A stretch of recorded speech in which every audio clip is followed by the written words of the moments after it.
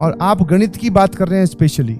Sir सवाल नहीं solve हो रहे। पहली बात मैथ्स के हैं, दूसरी बात स्माइली भेजने से क्वेश्चन सॉल्व होते भी नहीं है। आपने एक दिमाग में हिरार्की बना रखी है, सब समझ में आ गया, सबको समझ में आता है सब। एक आधा या पॉइंट या फिर एक आधा सवाल थोड़ा सा बस डाउट होता होगा, बाकी सारा सबको समझ में आता है। आप उसके बाद की हिरार्की को डिस्टर्ब करिए प्लीज। आपने गलत सोच रखा है। बिना कुछ किए, बिना रिवाइज किए, बिना कॉन्सेप्ट जाने हम सवालों पे अटैक करेंगे, नहीं सॉल्व होंगे। तो ये कोई जरूरी थोड़ी है कि तुम सारे सवाल सॉल्व कर दोगे तब तुम IITian बनोगे। नहीं, अगर आपकी जिंदगी में लेट से इन टोटल आपके सामने 100 सवाल आए हैं, ध्यान सुनना प्लीज, 100 क्वेश्चंस आर देयर, जिसमें से आपसे 40 क्वेश्चन फर्स्ट अटेम्प्ट में, फर्स्ट गो में सॉल्व हो गए। सर हमसे 60 नहीं सॉल्व हुए।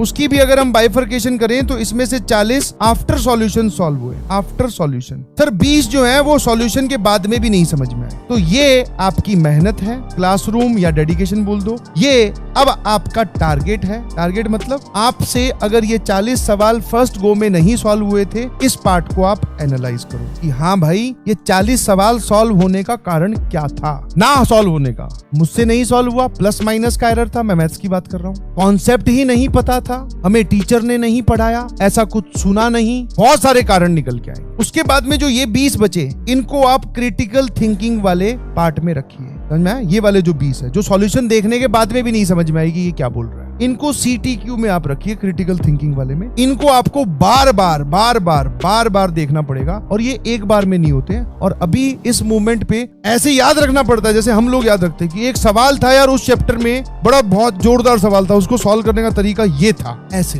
तुम सोच रहे हो कि थ्योरी पढ़ते ही सवाल सॉल्व होंगे, ये 10वीं वाला तरीका छोड़ दीजिए, ऐसा नहीं होता है। आपकी चैप्टर में लर्निंग ड्यूरिंग द कोर्स, जब आप चैप्टर पढ़ रहे हैं तब उसमें लर्निंग होती है 30%, रिवीजन से 20% और बढ़ा लो, बाकी 50% चैप्टर की लर्निंग होती है प्रैक्टिस से। और आप गणित की बात कर रहे हैं स्पेशली। सर सवाल नहीं सॉल्व हो रहे। पहली बात मैथ्स के हैं, दूसरी बात दिमाग लगेगा, जोर लगेगा बहुत ज्यादा, और प्रैक्टिस की कोई अपर लिमिट नहीं है। जो जितनी अच्छी प्रैक्टिस करेगा उसके उतने ही अच्छे थॉट प्रोसेस, डेवलपमेंट, सारी चीजें क्लिक होने लगेंगी।